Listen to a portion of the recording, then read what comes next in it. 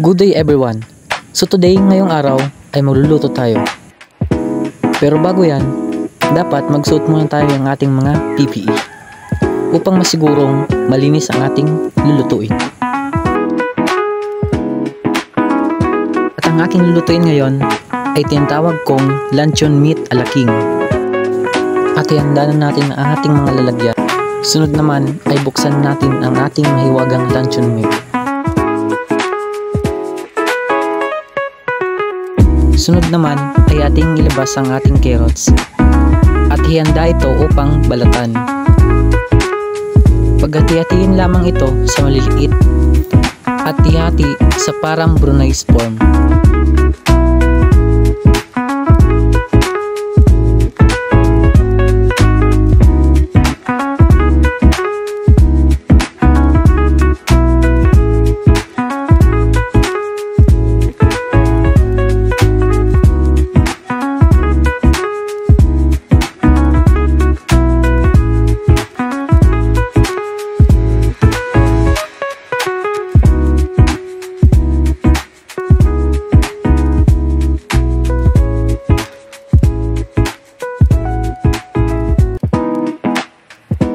Sunod naman ay ating kuhain ang ating mga mahiwagang bawang at sibuyas.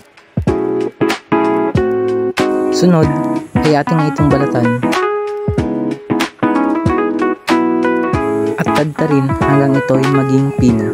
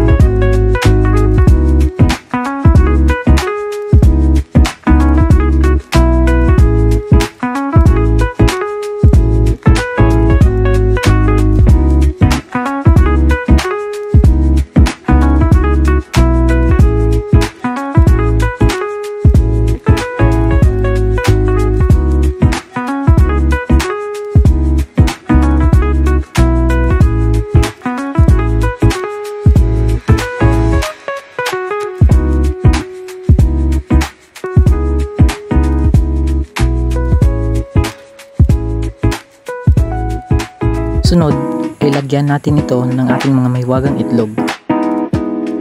Sunod, ay lagyan ng mga durog na paminta. At lagyan ng asin. At lagyan ng all-purpose flour.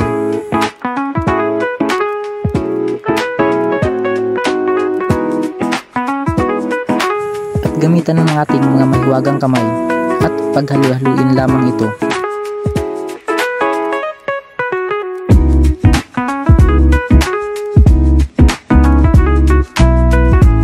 Hanggang sa maging ganito ang kanyang itsura.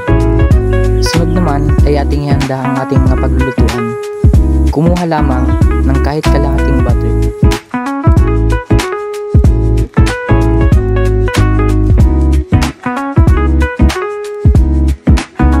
Sunod, lagyan ng mga sibuyas at yung mga natirang carrots. At halu-haluin lamang hanggang sa matusta ito ng kaunti lamang. Sunod, lagyan ito ng all-purpose flour. Ituloy-tuloy lamang ang paghahalo hanggang sa siya'y lumapot na. Sunod, lagyan ito ng ating pambansang Alaska na evaporated milk. Tuloy-tuloy lamang itong haluin at lagyan ng Knorr cubes na chicken. At lagyan ng pamintang durog. At ituloy lamang ang paghahalo nito.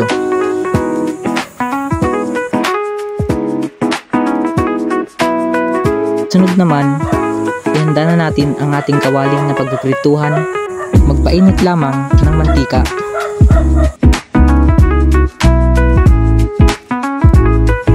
At iprito yung ating pinaghalo-halo kanina gamit ang ating mga kamay.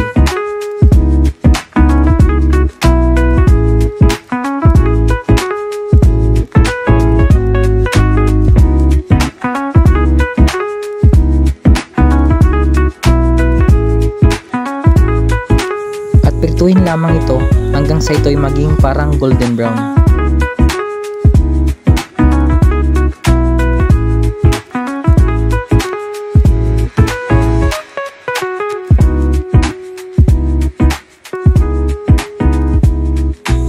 At ayan na, luto na ang ating may wagang luncheon meat alaking. At atin na itong iserve.